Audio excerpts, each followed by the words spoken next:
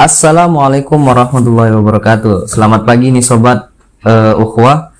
Pagi hari ini saya pertama kalinya nih sebagai MC dari podcast dari organisasi Lembaga Dakwah Kampus Ukhwah Universitas Batu Raja. Nah, sebelum lanjut, tak kenal maka ta'aruf nih.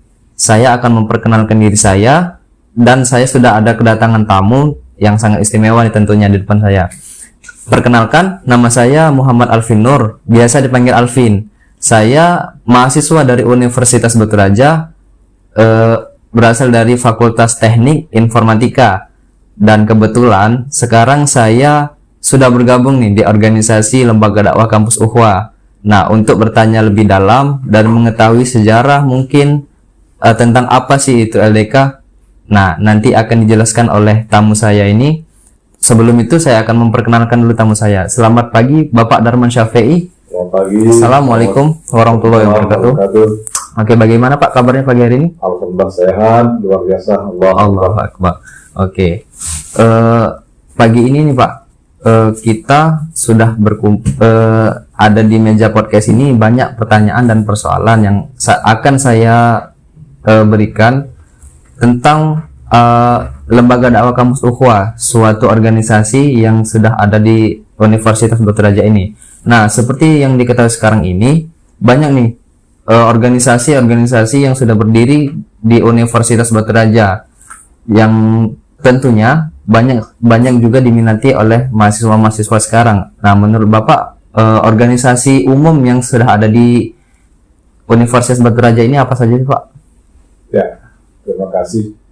Mungkin senang jumpa dengan Anda pagi ini. Terima kasih, Pak. Saya dengan anak LDK ini rasanya awet muda ini. Segar, ceria, dan bahagia. Ini mungkin karena LDK Ukhwah ya. Nah, persaudaraannya sangat tinggi. Baik, sebelum saya menjawab tentang organisasi yang ada di lingkungan Barat, saya ingin sampaikan lebih dulu kepada teman-teman tentang organisasi itu ya. Kenapa kita harus berorganisasi gitu ya? Apalagi satu mahasiswa. Yeah. Saya katakan bahwa jangan salah. Kita ini lahir dari organisasi yang besar dalam organisasi, bahkan mati pun kita ada dalam organisasi. Artinya apa? Kita tidak mungkin lepas dari organisasi. Nah, itu maka selamatlah untuk Ananda Alvin yang sekarang sudah bergabung di LDK, dan saya yakini bahwa pilihan Anda untuk bergabung di LDK Ukhwah sudah tepat. Nah, tentang organisasi memang banyak pilihannya. Di Bara ini kan kita mengenal ada badan eksekutif mahasiswa, begitu tingkat Bara maupun tingkat fakultas, ada UKM dan juga sangat banyak sekali. Tapi yang saya garis bawahi LDK ya. Kenapa LDK? Perlu mengatakan ya, bahwa LDK itu pernah tercatat menjadi UKM terbaik di lingkungan Universitas Batu Raja. Ya, terbaik. Dan ini sangat membanggakan sekali. Begini Pak, untuk dari alasan Bapak tersendiri, organisasi yang ada di Universitas Batu Raja ini kan salah satunya itu LDK Ukhwah tadi yang menurut yang Bapak sampaikan sudah mendapat predikat organisasi terbaik di Universitas Batu Raja ini. Nah, sekarang masih banyak nih mahasiswa-mahasiswa baru yang bertanya apa sih itu LDK Ukhwah, dan mungkin boleh diceritakan sedikit tentang apa itu LDK Ukhwah, Pak? Ya, baik. Sebelum saya ceritakan tentang LDK Ukhwah, Bapak ingin sampaikan bahwa tentang LDK, Lembaga Dakwah Kampus. LDK itu lahir dan berkembang sekitar di awal tahun 80. Ketika itu Bapak masih kuliah. Tapi kebetulan saja Bapak bukan lahir dari LDK, karena LDK pada itu belum lagi itu mendominasi kegiatan kampus ya. Baru di tahun 2000-an ini LDK menjadi pilihan yang sangat luar biasa sekali. Jadi LDK itu adalah wadah dari mahasiswa muslim kampus, dan dia adalah cikal bakal rekrutmen intelektual muslim. di mana LDK itu mengawal perkembangan Islam, perkembangan ilmu pengetahuan dan teknologi. Nah, tentang LDK Ukhuwah, kan dalam catatan ADART tertulis lahirnya tanggal 1 Januari 2005 atau bertepatan dengan tanggal 20 Zulkaidah 1425. Jadi ya, sudah cukup tua untuk organisasi. Kurang lebih sekarang 17 tahun. Hadir di Unbara, LDK sudah berusia 2 tahun. Karena Bapak bergabung di Unbara tahun 2007. Sebelumnya Bapak mendirikan LDK Permata di Amerika. Itu sejarah berdirinya LDK yang dulu dikenal dengan nama Rohis pada awalnya, Rohis Islam. Kemudian sejak tahun 2005 sampai sekarang LDK eksis sebagai salah satu UKM yang cukup dibanggakan dan diunggulkan di lingkungan Unbara. Jadi begitu sobat, apa itu LDK Ukhuwah dan mengapa pentingnya kita untuk berorganisasi? Karena kita sebagai manusia ini adalah makhluk sosial. Kenapa dikatakan makhluk sosial? Karena kita pasti akan membutuhkan bantuan dari manusia lainnya. Nah, disitulah gunanya organisasi untuk melatih jiwa sosial kita, untuk melatih mungkin public speaking, Pak ya, kurang lebih public speaking dan membangun rasa tanggung jawab yang besar terhadap tugas yang telah diberikan, kurang lebih seperti Pak ya. Nah ini ada pertanyaan lagi yang ingin saya sampaikan kepada Bapak. Apa sih keuntungannya kita mengikuti organisasi LDK Ukhuwah ini? Ya. Saya kira banyak sekali ya. Yang pertama, ketika saudara ikut serta dan bergabung dalam LDK, itu adalah pilihan yang tepat. Karena di LDK itu bukan hanya dibina masalah keagamaan, tetapi juga keorganisasian. Ya. Bagaimana cara memimpin, bagaimana cara kita bekerjasama tim, ya. Dan banyak sekali kegiatan LDK yang mengagumkan, seperti tadabur alam, kemudian juga setiap tahunnya event sosial, ya, berbagi sembako pada yang tidak mampu dan lain sebagainya. Kehadiran yang sangat luar biasa sekali. Yang jelas LDK itu menjadi ladang amal bagi saudara. Kita diwajibkan oleh orang tua kita untuk menuntut ilmu, tapi ternyata kita bisa beramal, ya. Sambil beramal. Jadi menuntut ilmu sambil beramal, menuntut ilmu sambil berdakwah. Insya Allah di dunia wal akhirah. Insya Allah. Lama. Jadi mengikuti organisasi LDK Ukhuwah ini bukan hanya sedikit keuntungannya Pak, untuk diri sendiri dan banyak manfaat juga untuk diri orang lain, seperti tadi bakti sosial, membantu bencana dan lain sebagainya. Nah, dari keuntungan organisasi LDK ini bisa kita tarik kesimpulan mengapa pentingnya itu kita harus seimbangkan urusan untuk dunia, yaitu untuk menuntut ilmu, dan urusan untuk akhirat, yaitu bisa kita gali, bisa kita kaji dan kita dapatkan di organisasi LDK Ukhuwah ini. Nah, dari sekian banyak keuntungan tadi, banyak bertanya juga nih Pak, bagaimana sih syarat untuk menjadi kader LDK Ukhuwah? Nah, mungkin ada penjabaran dari Bapak? Ya, betulnya kalau untuk menjadi yang pertama anggota LDK, Anda harus jadi mahasiswa dulu kan. Kalau nggak mahasiswa nggak jadi anggota LDK, karena adanya kampus itu ya. Nah, selanjutnya adalah sebetulnya syaratnya ringan saja sebetulnya. Bagaimana menjadi kader ya? Kader LDK. Kader itu adalah apa namanya, jadi andalan dari LDK. Satu syaratnya istiqomah. Hanya istiqomah. Istiqomah itu artinya apa? Istiqomah itu berpendirian yang teguh dan kuat dalam ber-LDK. Jadi nggak main-main. Jadi betul-betul dihayati, dirasakan dan dilaksanakan sebagai apa, mengalir dalam kehidupan. Nah, kalau Anda sudah istiqomah, insya Allah Anda akan lebih baik dan bisa berbuat lebih banyak. Oke, jadi begitulah kurang lebih bagaimana sih syarat menjadi kader LDK Ukhuwah. Nah, sobat hanya cuman dengan modalkan istiqomah kita sudah bisa menjadi anggota kader organisasi LDK Ukhuwah. Karena kenapa? Karena sesuatu apapun, niat apapun, kalau tidak didampingi oleh istiqomah tidak bakal berjalan, Pak ya. Nah, jadi harus serius. Karena hubungan antara manusia dan manusia dan hubungan kita dengan Allah itu harus balance juga. Jadi organisasi LDK Ukhuwah ini bisa membantu kita untuk merangkul persaudaraan dan bisa meningkatkan insya Allah bisa meningkatkan ketakwaan kita kepada Allah Subhanahu Wa Taala. Nah, menurut Bapak seberapa penting nih Pak bidang dakwah, organisasi bidang dakwah untuk anak muda di era milenial seperti sekarang ini?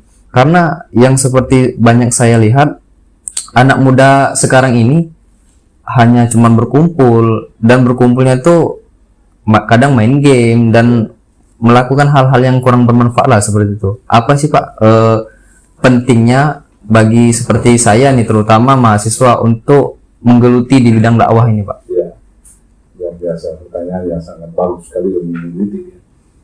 Jadi dakwah itulah kewajiban kita sebagai seorang muslim. Dalam Al-Quran Ali Imran 140 Allah berfirman, "Wal takum minkum ummatin yad'una ilal khair wa ya'muruna bil ma'ruf wa yanhauna 'anil munkar wa ulaika humul muflihun."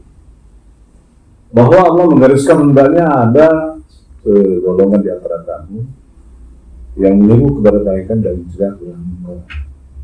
Artinya sudah digariskan seperti itu. Maka dakwah bagi kita adalah wajib ya. Kan ke balik ani walau ayat, sampaikan oleh ini kata Nabi walaupun hanya satu ayat. Nah, dalam hal dakwah ini di dunia mahasiswa, apalagi di dunia saat ini canggih ini, menjadi sebuah keharusan. Betapa banyak ladang dakwah yang bisa Anda dulu.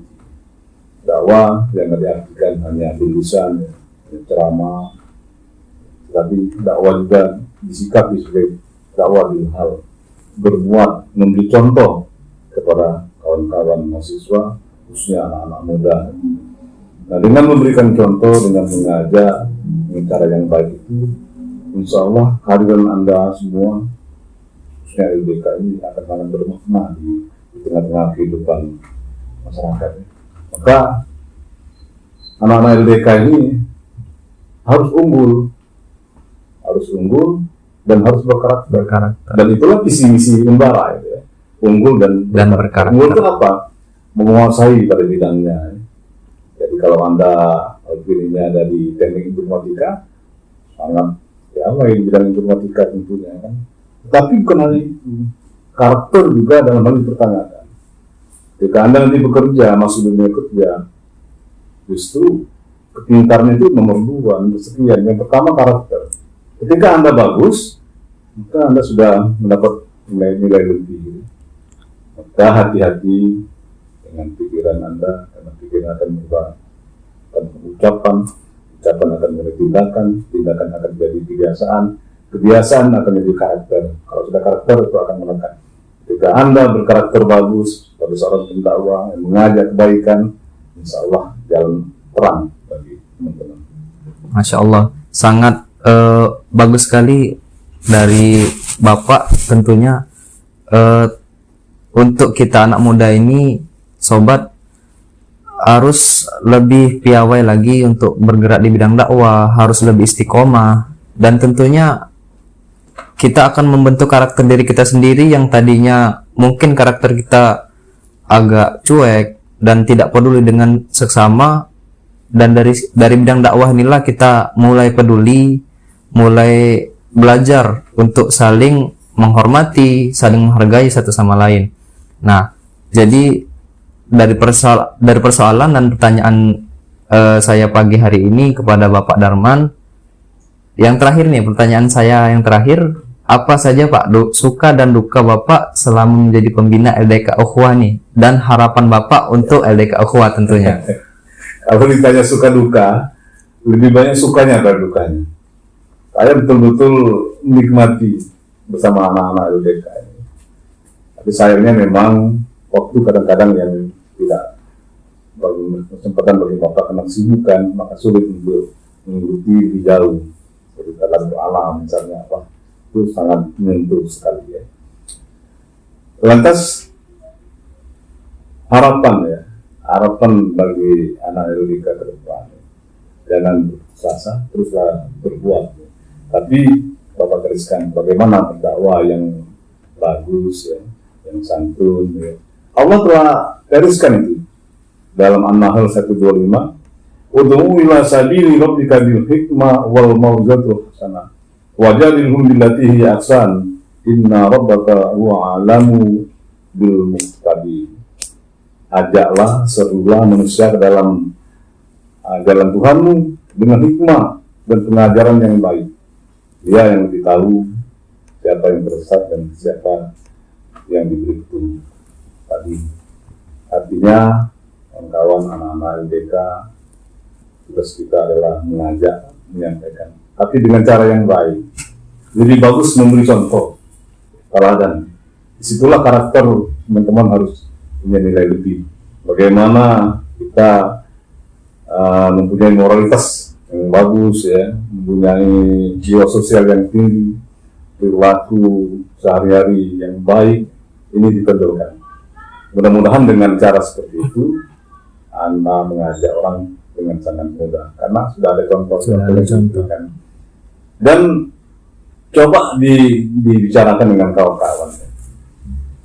Dibentuk LDK itu sampai 3 fakultas. Jadi ada LDF ya, lembaga dakwah fakultas. Kenapa harus fakultas? Karena disitulah sebetulnya akar dakwah kita yang langsung menyentuh kepada teman-teman yang paling dekat itu kan. Mudah-mudahan kalau ini bisa kita lakukan ya, kita dekati, ini akan lebih mudah teman-teman untuk bergerak. Dekati dosen, dekati tenaga pendidikan, rangkul mahasiswa sebanyak-banyaknya. 4.000 mahasiswa Unbara, 10% aja baru 400 ya. Kalau Anda bisa mengajak teman-teman ini dalam berdakwah, dan 4.000 itu tidak usah banyak-banyak. Dan 50% sudah luar biasa, 10% itu sudah sangat baik sekali. Mudah-mudahan dengan langkah-langkah teman-teman yang sekarang sudah berbuat menunjukkan sebagai organisasi terbaik ya. Catatan saya ada, kebanggaan saya di LDK itu tidak pernah telat dalam suksesi kepemimpinan ya, dalam pergantian polisasi kepemimpinan, selalu tepat waktu dan selalu ada kader penerus perjuangan. Tidak ada LDK sekalipun krisis kepemimpinan, tidak ada. Begitu yang ini selesai, pemimpin baru muncul. Nah ini membanggakan dan teruslah seperti itu. Dari sisi administrasi tata dengan baik, mudah-mudahan tetap jadi contoh sebagai UKM terbaik di lingkup Raja khususnya dan di masyarakat pada umumnya. Selamat untuk LDK, salam untuk Pak Ketua LDK ya pada periode ini ya, Saudara Saryan ya. Mudah-mudahan selalu dalam lindungan Allah Subhanahu wa taala. Amin. Amin ya rabbal alamin. Terima kasih Pak atas pertanyaan dan jawaban yang sudah Bapak berikan pada pagi hari. Nah, jadi sobat masih kurang yakin nih untuk bergabung di LDK Ukhuwah. Kurang lebih itulah seperti yang telah dikatakan oleh Pak Darman tadi, keuntungan, kelebihan dan apa yang kita dapat itu sudah insya Allah sudah tercantum semua di lembaga dakwah kampus Ukhuwah ini. Satu poin mau lagi. Oke, ya Pak. Pesan lahir. Boleh. Lahir. Jadi optimis ya, harus optimis. Hujan lebat dimulai dari gerimis. Sukses hebat dimulai dari optimis. Jadi tetaplah optimis ya. Mantap nih pantun dari Bapak nih. Oke. Terima kasih atas kesediaannya Bapak Darman telah menemani saya pagi hari ini untuk bertanya-tanya tentang LDK, tentang keuntungannya, tentang dakwah dan banyak ilmu yang kita dapatkan pagi hari ini dari tamu saya yang sangat istimewa ini tentunya.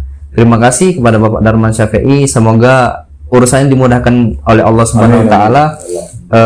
Untuk sobat semua, sobat Ukhuwah, tetap stay tune pada podcast LDK Ukhuwah Universitas Batu Raja. Saya Muhammad Alfinur dan mewakili Bapak Darman Syafi'i, kami berdua pamit undur diri.